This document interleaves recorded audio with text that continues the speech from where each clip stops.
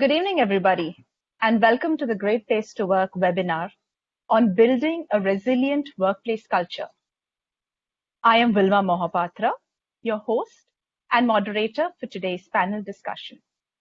I have been associated with Great Place to Work for over 5 years and currently lead the assessment and recognition practice. I am truly delighted to have with us today two very dynamic young leaders who have expertise in building and running successful businesses while also creating a great workplace.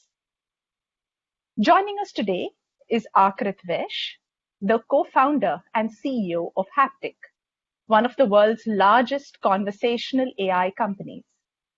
He started the company in 2013 and led it to a successful strategic investment with Reliance Industries in 2019 in a $100 million transaction.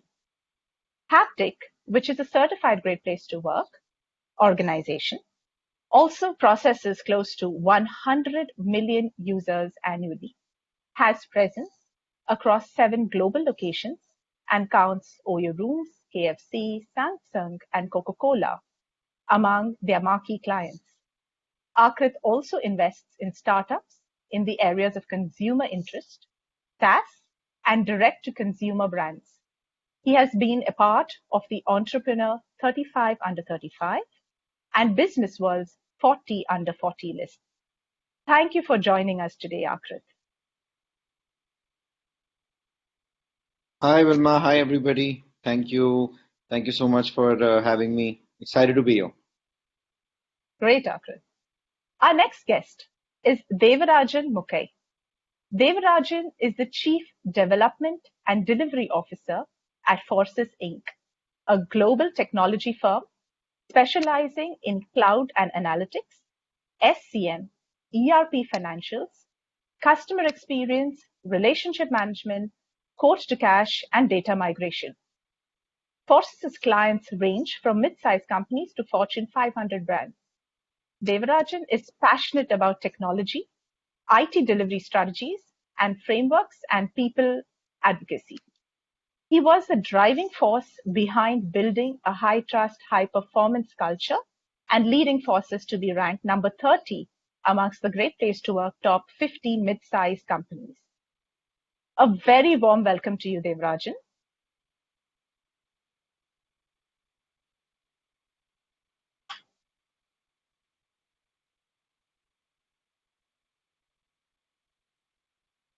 Hi, Devarajan. Sorry, I'm sorry, I was on mute. Thank you for the welcome, Vilma. Great to be here. Excited to be here. Thank you. Yeah. Okay, so before we begin, I'd like to thank the audience for being with us today and also invite you to use the Q&A box that is available on the right side of your screen. Do keep posting your questions throughout the session, and we will spend the last 15 minutes of the day today to respond to some of them. In case your question is specifically to one of the users, I remind you to please mention the speaker's name while posting. So, Aakrit and Devarajan, these are certainly strange times to be in, right? Nobody could have predicted the current situation that we're going through or even planned for it. And I would really like to know from both of you as to how the pandemic has tested the resilience of your organization. And Aakrit, if maybe I can invite you to go first. Like you said, these are unprecedented times. I think as organizations and as leaders, you can never plan for this. I don't think that when I started Haptik, amongst the things I thought in the next 5 to 10 years I would have to do, I don't think I put down I'll go through a pandemic as one of the items. It's not something that... It wasn't that, in your Vision 2020. No, it wasn't in my Vision 2020 at all. Absolutely. So I think, like you said, it's been testing times. I think I have learned a lot. I've grown a lot myself, particularly as a people manager during this period, because this is true particularly for most founders, right? That you start to understand the meaning of empathy a lot better. I think that typically, especially in fast-growing companies, you're very what's the right word, right political word. You're very aggressive in terms of your goals and where you want to get to as a company. I think when you hit a time like this, you have to be more empathetic than you've ever been, because everybody is facing a situation that they never have before. And as long as you're considerate, you're transparent, we see that people sort of come around. One funny thing is that, but to your point, this was technically a part of Vision 2020, and I'll tell you how and why. Because last year in September, 6 months before the pandemic hit, we actually started experimenting with the work from home policy. This was so somehow the stars aligned in a weird way, but we experimented where we had certain teams work from home on certain days to see how that was going. And that pretty much continued on till January, February, even March. So for us, the day we had to take the call that, okay, listen, stop coming to the office and let's just work from home. In that moment, it didn't feel very hard. At that moment, it didn't feel very out of place because everybody had been doing something or the other with respect to that for the past 5 months. So for us, in that sense, the transition was slightly easier. Wonderful, Aakrit. And Devarajan, over to you. Your thoughts on how the pandemic has tested the resilience at your organization. Yeah, so I agree with everything that Aakrit said. It's pretty much every company goes through the same phase. And it has been a real eye-opener for Forsys and everyone that we engage with. Nobody saw this coming, the pandemic. So strangely, what happened is, can call it providence. We actually rewrote our entire vacation and leave policy in January earlier this year. So it's very interesting to think back, and we introduced a lot of flexibility in terms of flexible work arrangements for our employees. And everyone was very super excited, meaning after the policy was rolled out, this is in January this year. At that time, there was the news of pandemic was only, it was not a pandemic then, the news of the virus was just trickling in. In pockets of the world, there were some talk about travel. I mean, nobody anticipated the scale and impact of the pandemic, right? So when our team was we were all very happy that we could do something like this for the team. We rewrote our policies. And you see, work from home was always something that you aspire to in the normal sense, right? So, and then we were all very happy, and there was always some flexible work arrangements being offered to our employees, but then nothing was documented in the way it has to be formally. So that happened, and when February, March came, and we were into February and March, and then the news started trickling in when the WHO declared it as a pandemic, and then we were thinking that should we have actually rewritten the policy? Maybe did that lead to this? So, but then, yeah, it kind of provided us with a structure and a framework to adapt once the shutdown was announced and once the lockdown was announced. And the team was also fully committed. So during middle of March, when we got together as an executive leadership, when we met the team and we told them that we are going to close down the offices and we have to go remote, we were all very prepared, and we also made sure that we enabled our team with the right tools and technology, because all of us have some kind of internet access and other little bit of infrastructure at home, but at this large scale. And we also evolved as the months went by. We also discovered new things and new kind of support that we have to extend to our employees to make them successful. And I'm really thankful to everybody engaged with Forsys that we have been able to continue with our business. Wonderful. Our business continuity plan, everything fell in place, and yeah, it has been a learning and a real eye opener. Yeah. So both Devarajan and Aakrit, I think what I'm hearing you say is in such times, of course, it really matters that leadership is able to move very quickly, take some bold decisions, and of course do that with speed. I think that is definitely critical. But definitely what this entire situation has really probably thrown up as a larger challenge for a lot of companies has been that when you no longer can see your people and monitor their work all that closely, what is that thread that is connecting everyone, right? So what is that assurance that allows leaders and managers to sleep well at night, knowing that business is still going on well, my people are continuing to put in their personal best, And, the company goals continue to be a center focus for everyone as we move ahead and handle these strange times, right? And, in a lot of our conversations with leaders like you, everyone has said, there's only so much that as leaders we can do. And the rest of it, we really need to trust our people. It's been a culture that has really been able to see us through over the last few months. The trust that we have built with them, the trust that the people share with us, and somehow just the overall way in which we do business, which we term as culture, has kind of ensured that business continuity has continued. And for a lot of companies, even business success in such tough times have also happened, right? But none of this, of course, is created overnight. These are after many years of effort. These great cultures have been built. Both of you are certified great workplaces, and I know your journey hasn't been an overnight journey at all. So maybe Devarajan, if you could talk a little bit about the work that you all did in Forsys. At what stage did people and culture become center focus in your company, where leaders themselves were championing this cause? Yeah, absolutely. It's a very interesting question that you ask. And the Forsys is around half a decade old in India. And when we started our operations 5 years back, we started with just one employee. It's very hard to believe when I look back at this. So with one employee, we have grown to a scale of close to 200 employees today. Correct. So it was around, and we always wanted to validate the culture. You see, culture is often a oft abused term because nobody really understands when organizations talk about culture. Oh, I have a great culture. But what is the validation that you have to prove that you are a great culture, right? So we were looking for avenues. We were looking for a formal structure to validate if we are doing enough for our employees. So it was around 2.5 years back when we started hearing about Great Place to Work in India. Okay, we always knew that they were in the US, but last 2.5 years, we saw that there is this Great Place to Work Institute in India, and they have a formal framework to certify companies with respect to their people and the culture practices. And that's when we decided maybe we need to give it some more time. Okay, get to a scale of operation where it really makes sense for a company of Forsys size to undergo the certification. Correct.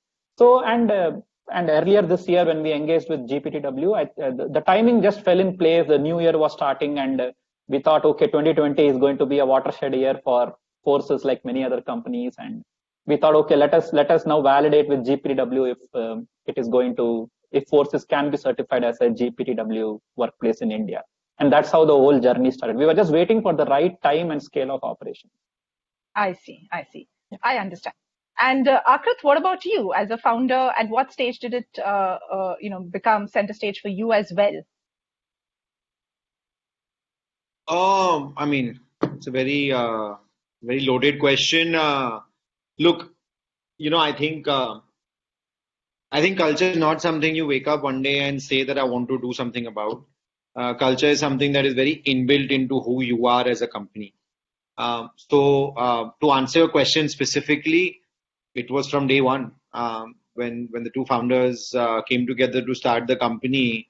We always knew that who we are, what the company stands for, the values the company stands for, are going to be more important than ever before. So I don't think culture is something that you put like a 10 posters on your wall, or you hang sort of 3 values that look very nice. Okay. I don't think it's that. I think it's just literally who you are and the kind of people that you are that shapes sort of what the company becomes.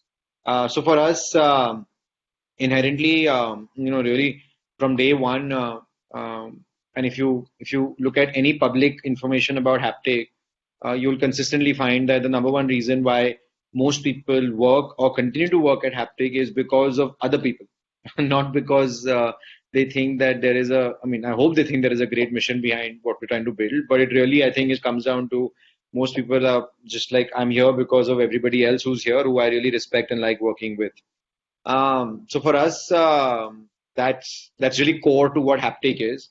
Also, a lot of personal choices, right? Like I'm the first one to always admit that I don't like managing so much, like in the sense that I'm not somebody who likes to have like a large team and then tell them what to do. My operating structure has always been a little bit more about enable people and let them just figure it out. So what that also means is that you need to have a set of people and a team that very much imbibes that philosophy. If you want to manage people and kind of handhold them day to day, then there's a lot of different types of people you can work with. But for us, or for me specifically, right, I don't like the idea of management per se. It's more about enablement and letting people kind of do what they do. Even till date, we are about with 214 people globally. Even till date, right, our recruiting framework revolves around this following concept, which is 70-20-10. Every candidate, 70% of what we evaluate them on is our core values. 70% of the evaluation is just the culture fit, just values.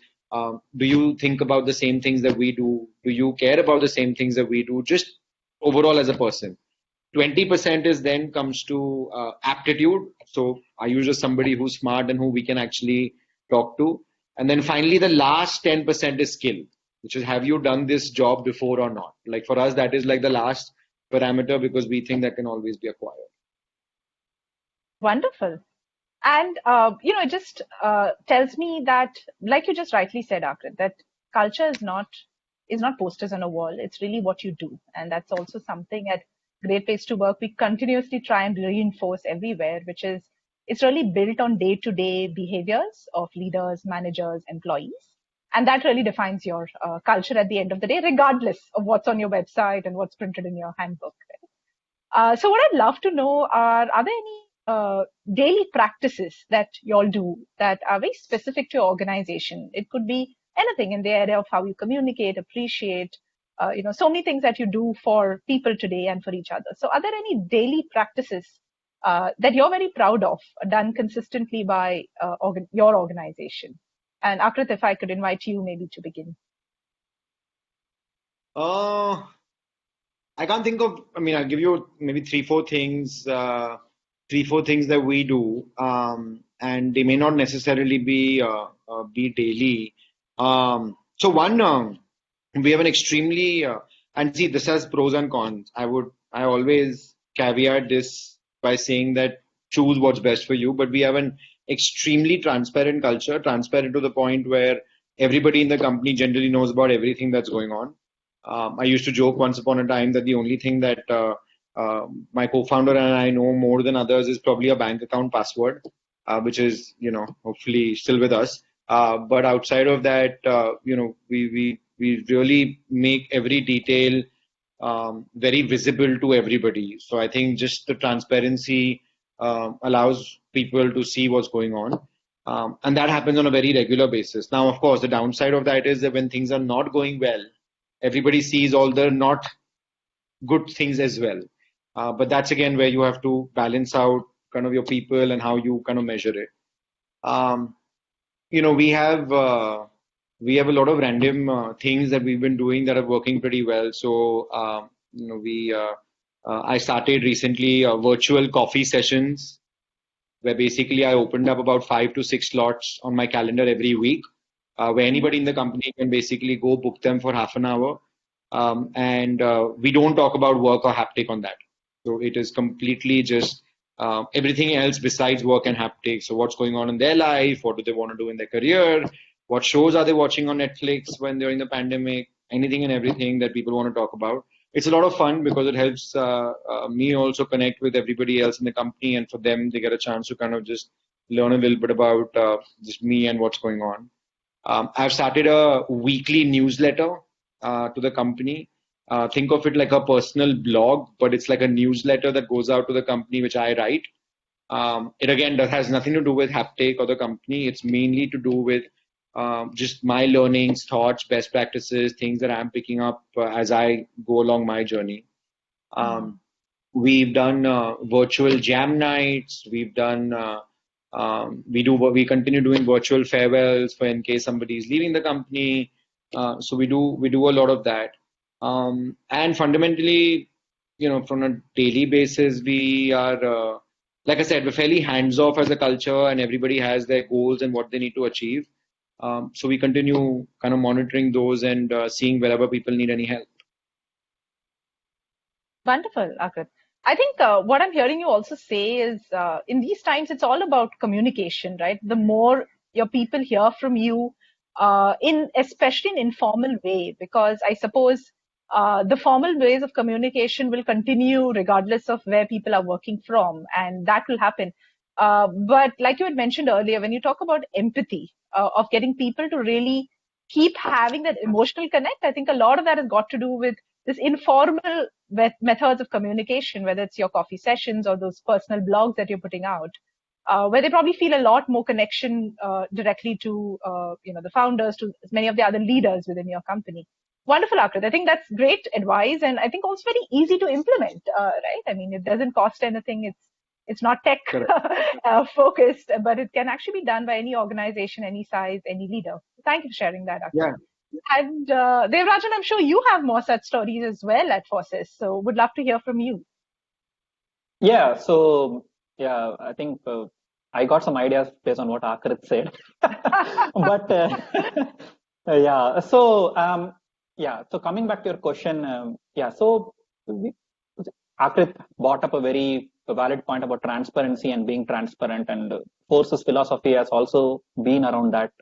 So we are a cross matrix organization. We don't have a hierarchy for the sake of hierarchy. Of course, we have a org structure because we need that, but then everyone is accessible at any point of time to any employee. So you really don't have to seek prior appointments, or you don't really have to think what will my supervisor think if I do a skip level connect. So that practice has been continuing from day one, and it's not that we are doing it for the sake of GPW or anything like that. So and that is how companies evolve also, right? Because the world is changing. The kind of people that work with you are also from a different generation altogether, correct? So we, even as leaders, correct? I am a 80s and 90s kid. So if I have the 80s and 90s mindset even today, then I won't be able to evolve myself, and I will not be able to evolve the company also, right? So, and I need to find ways where I can connect with the people. And now that since March we are all remote, it becomes more important. And as you rightly mentioned, Vilma, about over communication, right? We are always talking about being over communicative, be transparent. But now today, it's all the more important because everyone is remote. That person to person connect is missing. Right? So we keep advocating over communication. It is not only internal; it is even with the customers that we work with globally. It's better to over communicate because now even the customer, of course, the customer is remote, but then he is remote now. They don't have a proper off. I mean, everyone is pretty much working from home. So the over communication becomes key. And from engaging the employees, yeah, we coincidentally, we have a team that is called GPTW, Great Place to Work Forces. So, and this team that we have, we do every Friday. We have a thank God it's Friday events every Friday. When the office was open, of course, we used to get together. But now, since March, we do every Friday, we do virtual events. So we do virtual Antakshari, we do virtual bingo. Okay. And then every month we have a India specific all hands where all the employees come in. We recognize the people who have been with Forsys, the work anniversary milestones, the customer success stories, people who have gone above and beyond the regular line of duty and delivered something that was not expected from their core accountabilities. So we do that every quarter. We do a global all hands where our teams globally, they come together and they provide updates. So nothing is, as Aakrit was saying, we don't hide anything. There is nothing hidden from anyone. Of course, every information is transparent information, and that will benefit anybody in Forsys to do their job better is always shared. It's always accessible. So that way we make sure that the engagement continues now more than before. Yeah. Wonderful. And so a lot of what both of you are saying revolves around, I would say, consistency, right? So doing some things, maybe not doing a lot of things, doing a few things, doing them well, doing them consistently. I think that really builds that confidence in people that something started will at least continue. Otherwise, it just feels in many ways like it's a one-off event for employees. And I think that has also held good when we look at such times when probably would have become easy for people to say, we know that on this day, this month, or on this day in a quarter, we are all going to log in for our all hands meeting. I think there's just this assurance that, we will continue to be spoken to, we will continue to be engaged with. regardless of what our work structure looks like or what is really happening with our organization. Yeah. And it's wonderful actually for me to hear both of you talk so passionately about, I think, the focus or clarity in which you've really thought through the strategy of both your business and the way you've chosen to approach culture. I'd actually just invite you to look back and say, when you probably began your journey in the beginning, and Aakrit, of course, you've done a lot more beyond just Haptik in your early days as well. So when you probably just began, your people management journey, your business management journey, what advice would you give yourself then in the areas of people and culture that you probably would have loved to have done back then as a young leader in your days? Aakrit, yes. Get coaching for myself. Uh, I think Wonderful. I think Yeah, I think yeah. I think most. I have a fundamental belief. I don't think any founder has ever been a good manager or a people operator. I think no founder can ever do that by their own, because see, the inherent DNA of a founder always is they start the company. Most founders start a company not because they want to manage thousands of people, but they typically start a company because they love the product, they love the idea, and they want to take this product to market. Um, so the core reason for starting a company is very different to what they end up doing. Very soon as the company scales, you're no longer looking at product, you're no longer looking at ideas, you're mostly just managing, right? So one of the things that I would do differently, if and what I recommend a lot of early stage founders is, as the company starts scaling a little bit, as it gets to like 10, 15, 20 people, get some sort of advice or formal coaching. It doesn't have to be like necessarily HR coaching. It can be as simple as, you can work with, mentors in your industry. You can work with other founders. You can work with CEOs. You can work with gentlemen like Devarajan, for example, right, who obviously had many years of experience managing organizations, to just understand, look, what are the best practices? What should I do? Is this okay to do this? How do I get people to do things? I get very annoyed when somebody doesn't do things. What do I do then? Just simple things like that. I think it'll help you fast track a great deal to becoming a good CEO or a good leader in your startup. So that's probably the one thing I would do differently. Great. Thanks for that. I think definitely, something that we've heard so many other founders like you always talk about, saying we start with a very single-minded focus that you've got a great product, people will join you for that. And then slowly we realize that we've evolved into now having to actually manage the hearts of people and not just their minds. So I think that's where you're coming from, saying it's good to sometimes have that coaching early on. So Devarajan, what about you? I'm sure you have some learnings you'd like to tell the young you. Yeah, to answer the question directly, I would tell my young you, I would say, don't say no. Say yes and more often, and then figure out how to do something. Okay, that is one thing that I have learned over the course of my professional life, and because the risk taking appetite is more when you are younger. So something that I've also learned is fail fast and fail early. So when you are young, you have time on your side, you have age on your side, the risk taking appetite is more. So you should say yes to more opportunities. And then even if you don't know how to do something, say yes and then figure it out. And Aakrit brought up a very valid point about coaching and mentoring. See, when I'm sure both me and Aakrit, when we started out in our professional careers, the word coaching and mentoring was not there, didn't exist. Today, there are so many coaches, so many mentors, and so many avenues available, right? If you need help, I can just go to Google and type the subject and I get so much of assistance. But those things were not available when we started out. I'm talking about 2 decades back when we were just starting out. So to be very specific to your question, I would still go back and tell my younger self, say yes more often, take more risks, learn more, be curious. That's what I would do. Wonderful, wonderful. And I know a lot of the audience who have logged in are really people from organizations which are quite young. They are also starting out their journey right now. Many of them have probably less than 100 employees today, right? And are probably curious and wondering, saying, when is the right time to begin this journey? I know both of you have shared that there really isn't a right time. It probably begins on day one, but there will always be that thought in the back of the mind that says, maybe I should hit a certain revenue number, or maybe I should wait until I have my 200th employee on board before we start, formally calling out culture, people, creating some document around it, right? But it may just be a little too late by then, because your culture has already been formed by just what you do and say. So I'd just like to ask if you have any advice for any young entrepreneurs, CEOs out here of young organizations, small organizations, as to what stage do they look at it? Is there something that actually makes sense for them to, invest their time and energy in? Is there business impact from saying that I focus on this element, even if my company is small today, even if I am yet to hit those big numbers of revenue that I'm hoping to do sometime in the future? Devarajan, any advice from your side? Yeah, I mean,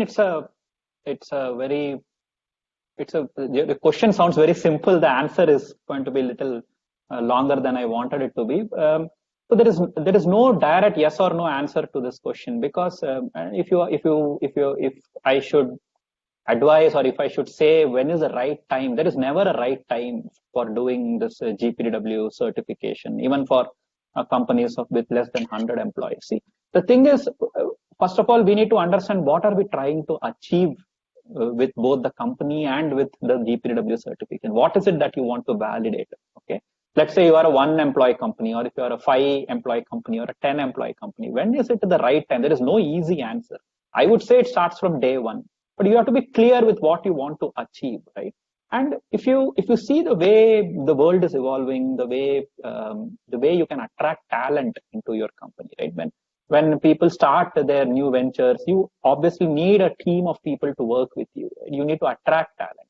So one way of looking at it is, should I do this GPW certification so that I can attract talent and have a validation of the culture I'm trying to do? That is one way of answering your question. But I would say there is never really a right time for it.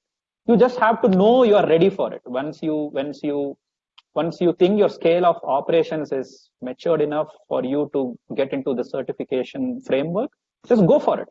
Don't wait, as you rightly mentioned, don't wait to, don't tie it to a milestone. Don't wait for hitting a revenue number or employee headcount. Never tie it to a milestone. The day you decide that your operation maturity is there for you to undergo this certification, go for it. Yeah. And I can see Aakrit nodding his head in agreement. Aakrit, what are your thoughts on this subject? Oh, I think the whole culture piece is, like I said, very ingrained from day one when you start the company. It's not something, even if you choose to or not choose to, your culture is getting built from the day that you and your co-founder, or you just start and send your first email. Like the tone of your email, how you send it, how fast you respond, all of that is all part of the culture. I think the time when you start, my take is that I've always felt that let culture be who you are versus try and impose something on people of who you want to be. So what I mean by that is that, after your first few core team members, 5, 10, maybe 15, 20 people, you get to develop a sense of who this company is becoming. So before that, it's too early. Before that, you can't say that, look, these are the 3 things based on which I will onboard new people. Before that is it's a bunch of intuition and what you need for the company. But at about 15, 20 people, you start understanding who you are, what are the types of people that work with you, what are the types of people that don't work. And that's a good time to then double down on it. See, with most things, life is an experiment, right? Everything that you do is you try, fail, then finally something works and you double down. I think culture building is similar, which is that, you amongst the first 15 people that you'll hire, you'll probably fire 5. If you don't fire 5, then you are making a mistake because then you're living with something that probably is not correct for you, right? But the reason is amongst the first 15 people, you learn who's right for you, who's not right for you, who's not right for the company, and who can actually scale. Amongst that, once you settle down with your 10, 12 people who you're like, okay, look, this now works for me. This is the type of person I like. Then you're automatically realizing what culture is, and then you really start doubling down after that. And that's when we started investing, whether it is certifications, whether it is putting together a framework of the type of values we want to have moving forward, because we just saw around us what we had become, and that really was what we wanted to double down on. Wonderful. I also see that some of our audience members have been posting questions, and I think this would also be a good time for us to take some questions from the audience. Um, so I think the first question is for you, Aakrit. It says that you had mentioned about your hiring philosophy at Haptik, and the question was, has anything changed from a hiring standpoint now, given the pandemic? So are you looking for something different in employees? Has that changed at all for Haptik As a result of the pandemic?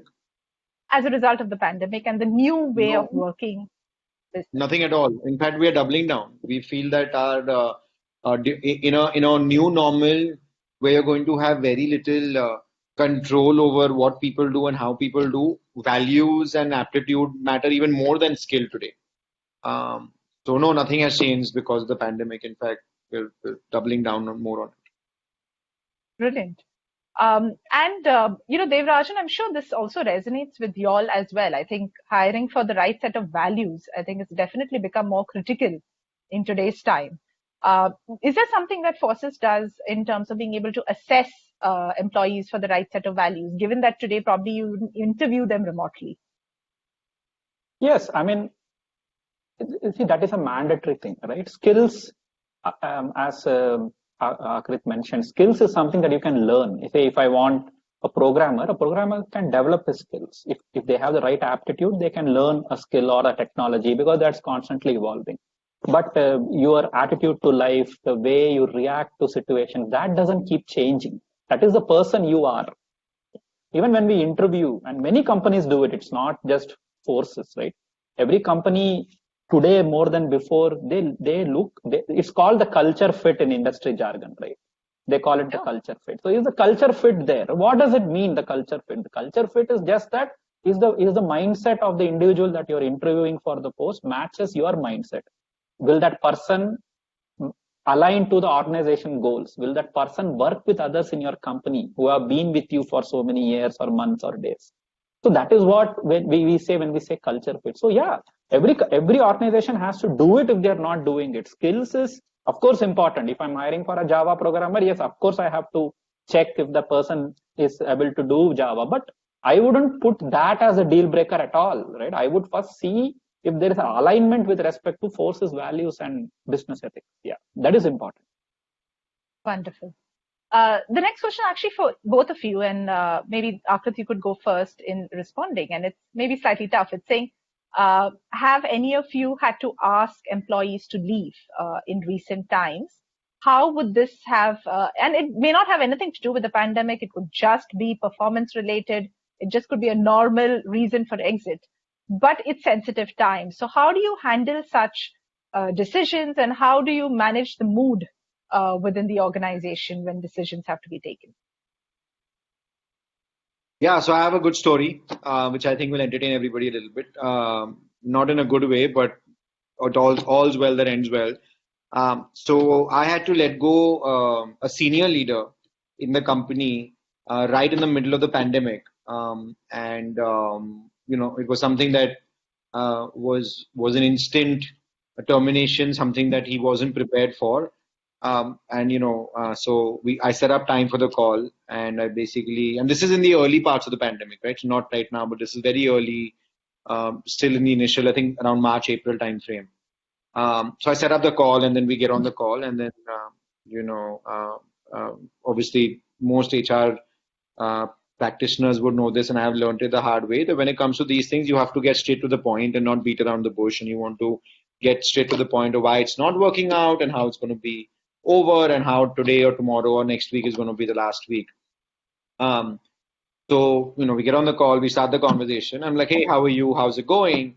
And the first thing he says is, I've not been feeling too well last few days, so I just got tested yesterday. I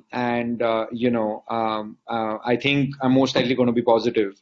And the report will be out by tomorrow.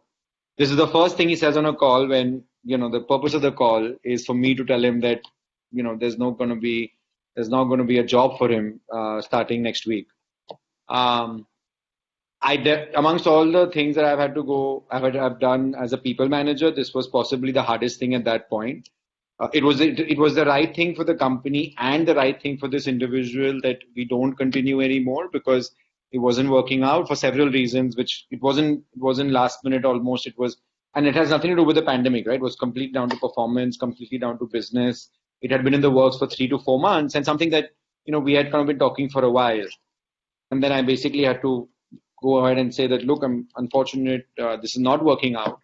And I'm here to do whatever it takes to make sure the transition is smooth and support you in the right manner. Um, so that was really hard. That was really tough. Like I said, fortunately, this person recovered, did not suffer too long. Fortunately, this person managed to get a new job pretty much within a month.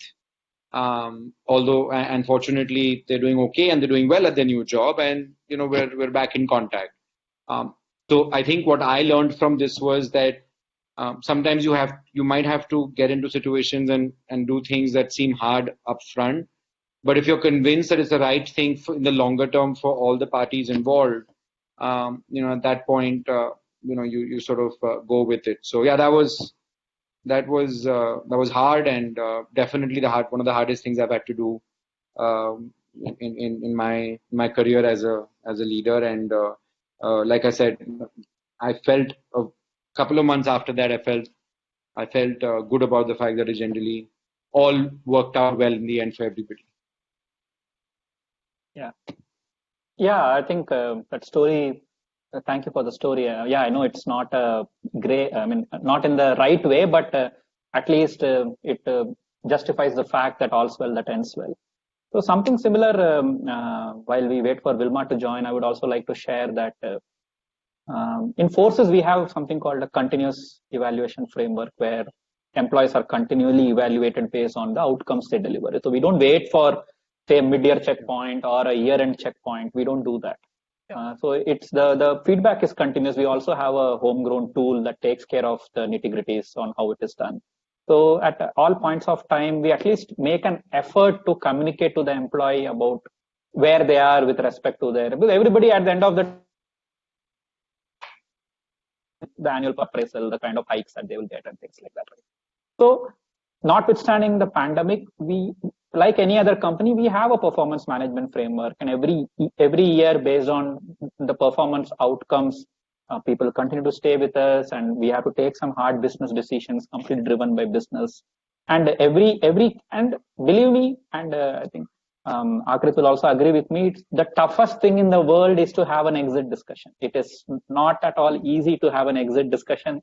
It's very easy to hire, but if you are going to sit in an exit discussion and you have to communicate to the person, it is extremely difficult. So we just let the process takes its course, and since it is a continuous evaluation framework, we believe that the employee is able to understand the rationale behind the decision. Right? Of course, there are some cases where people turn emotional, and there are some cases that you cannot avoid. But then, yeah, we should be able to anticipate it and respond. Great. I'm just Aakrit curious, and Devarajan, from my Devarajan. side, what tool do you use for this? Oh, so we build the tool on our own. It's our homegrown timesheet and performance management tool. So, and the objectives are set by the supervisor, and every week the employee submits their self-input based on the objectives for the week, and the supervisor provides the feedback and rating. So it's a continuous evaluation framework. Got it. I might reach out to you separately to understand that. Yeah, sure. Wonderful. Devarajan and Aakrit, I hope I'm audible. Yes, you are. Yes. Okay, wonderful. I think in the midst of your conversation, my Wi-Fi crashed, and thankfully we had the phone on standby. So that's great. I just wanted to make sure I'm clear. But thank you so much for sharing that. And I think these little tips and tricks definitely help for our listeners today, because these are all things that they can just, begin from tomorrow in terms of just, putting into practice. I'm just going to take probably one more question because we are coming almost to the end of our session. So here's a question for both of you actually, saying that how do you make sure that you're able to define the goals for your team on a daily basis, and not just leave it to probably the larger picture? So saying you don't want to micromanage, but how do you ensure that people are clear and they're working towards their goals on a daily basis? How do you define them, track them, to make sure that the end still is met? And Aakrit, maybe you could go first on this one as well. So we don't do daily goals. We think daily is too short a time frame to measure anything on. We don't even do actually, and again, I know every organization has a different philosophy. We don't even do weekly goals.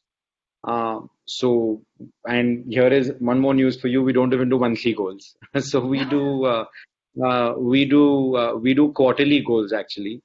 So we use what is popularly referred to as the OKR framework, the objectives and key results, and we do it at a quarter basis.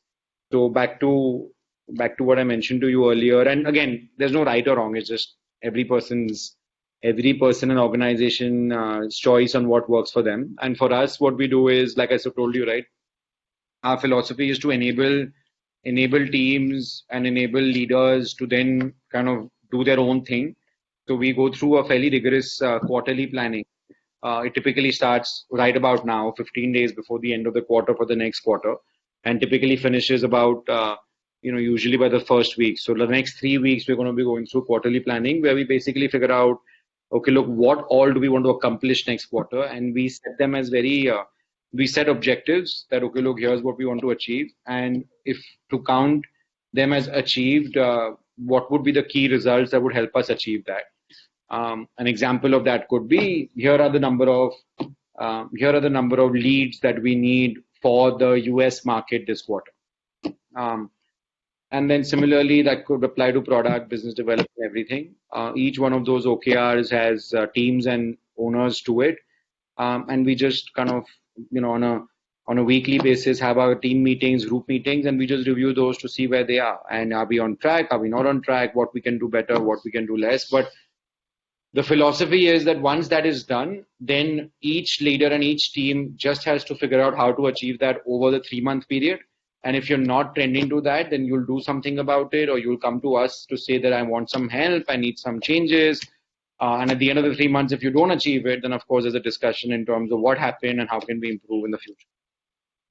So, thank you so much, Akrit. And Devarajan, your views? Yeah, so I agree with Aakrit. I mean, daily goals, we don't do daily goals either.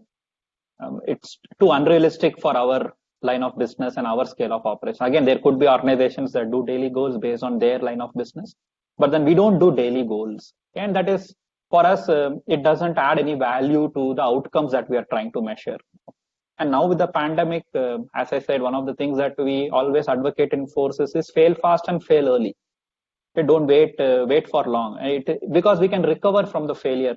We have the time to recover from the failure. When I say failure, it doesn't mean an inability to do a task, right? Maybe you hit a roadblock, or there are risks that we didn't anticipate when the task was planned. And so if we can highlight those tasks well ahead, then it gives us the time and the kind of reaction that is required for the risk that we are trying to mitigate. So we don't do daily goals. But then during this pandemic, we make sure that people are aware of what they are expected to do. The business outcomes are measured. And over communication, that is something that we are trying to, I wouldn't say enforce, but build that culture of over communication, just because everyone is remote, right? Yeah. Great. I was all set to wind this down, but I spot this one very, very interesting question. I know we have the last 8 minutes, so I thought we'll probably end by taking this one question. And to the audience, I know there are so many more that have been posted. We will definitely try and respond to them over email. But in the interest of time, we will now take one last question and close the session. But thank you so much for all your enthusiastic participation. Devarajan and Aakrit, again, a common question to both of you. And Devarajan, maybe you can begin by responding, saying that this whole working from home really has resulted in work-life balance becoming really blurred, with everything kind of melding into each other. And a lot of employees actually struggling today to maintain that kind of demarcation. Is there anything that your organizations do, leaders, managers in your organizations to do to actually help employees manage these rather unprecedented times, given that their homes have now turned into an office? Yeah, thank you for the question. It's a very, very valid question for the current times. So, yes, the lines have blurred. I think I wouldn't call blurred. It's non-existent right now because pretty much 24 hours we are all at home, and there is no and the often debated commute time that also is non-existent today. So, what do we do in Forsys? That was the question. Yeah. So right from the beginning, and it's nothing to do with the pandemic or the GPDW certification, right? We always, as I said, right, we put family first. Okay? And we also encourage our employees to speak up and open up if they need some time off, and if they are not able to deliver a task. Okay, let us know, and we have absolutely no problem. I'm not saying this for the sake of this meeting. That's how we are. That is number one. Okay, and the number two is that there is with this work from home thing, especially with children, people with employees with very young kids, it becomes a bigger problem for them because the kid needs attention throughout, and of course there is some kind of online classes and all going on, but still the parents have to sit with the children. So there is a really no hard and fast rule that everybody should be available at any time. We understand that completely. There's absolutely no thing.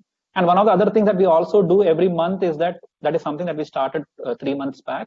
We give one, if there is a holiday falling on a weekend, say a festival is falling on and this year, unfortunately, most of the India holidays is on a weekend.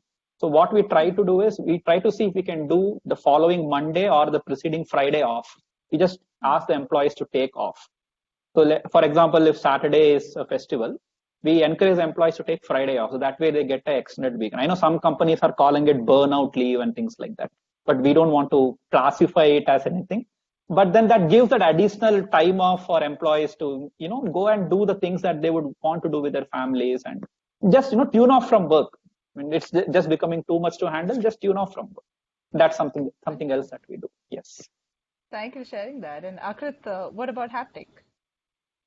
I'm a bit concerned about this aspect. I don't have any good answers yet. I think some of the ideas that Devarajan just mentioned are interesting and we'll consider those. We've tried lots of things, but if you ask me, I'm a bit concerned that how are you going to really solve this problem for at least the next 3 months, if not 6 months, right? There was somebody who said the other day, it's not working from home, it's living from office. And that's really what it has actually become, right? Where your family members have been forced to live from your office versus you bringing work to home, because that's kind of where it is. We've tried a lot of things that Devarajan mentioned. We gave I think every month we did about 2 additional leaves that were in the middle of the week. To make people take a break. We tried some of the additional festive stuff. We've obviously, people can go back to their hometowns and work from wherever they are. And whenever we do start, they'll have enough time to come back. We've done a lot of these things. I still don't have, honestly, a good answer. I don't have a good solution yet. Something I've been thinking about that, what can the company do more? To really help distinguish the work-life balance. So my hope is that it will work itself out on its own, because it's really hard for a company to influence so much without impacting performance. But that's something that I'm a bit concerned about. And companies are also evolving and adapting themselves. There's no solution, as Aakrit was mentioning. For us, for any company, it is learn as you progress. And this is going to continue. I hope it resolves itself next year, as many experts are predicting. But then, as long as it is there, we will also learn and adapt. Every company, Forsys, Haptik, everybody will learn and adapt. That's what we are trying to do also. I think it just comes back to the fact that if fundamentally your organization had probably, focused more or done a good amount of focus when it came to, say, hiring people with the right culture fit values, a lot of times, even in these times of situations, employees themselves find the solutions, don't they? Because in the back of their mind, they continue to be committed and passionate to the organization, and they will find a way to make this work, or at least be vocal about what they need to be able to make this work. I think that really becomes important. It's not just us communicating, but our people should feel comfortable enough to want to share their views and thoughts, knowing that the organization will find together, make it work, right? Yeah, we are in it together, as they say. So we are in it together, absolutely. Yes. But thank you so much today, Devarajan and Aakrit, for joining us. And it was really, really wonderful, spending the last 60 minutes with both of you. I think the learnings have been immense and invaluable. And I'm sure a lot of our audience would find it very, very helpful. I love the fact, like I said, I know I'm saying this repeatedly, that all of your ideas are very, very simple to implement. You can start now. Your journey to begin a great place to work can start now. And should anyone be interested, of course, in getting formally assessed, then they can always just visit our website. There are enough and more options to figure out what kind of organization, what kind of assessment really will suit your organization. So we assess everyone from different industries, different employee strengths. Like we say, being a great place to work is not specific to an industry, an employee size, or a revenue number. You can be a great place to work starting today. So thank you both for joining us, and it was wonderful having you today. Thanks so much for having us. Yeah, thank you. It was a real pleasure. Thanks, thank everybody, you. And have a great evening and rest of the week. Take care. Bye. Thank you. Bye-bye. Thanks, everyone, for joining. Thank you. Thanks. Bye.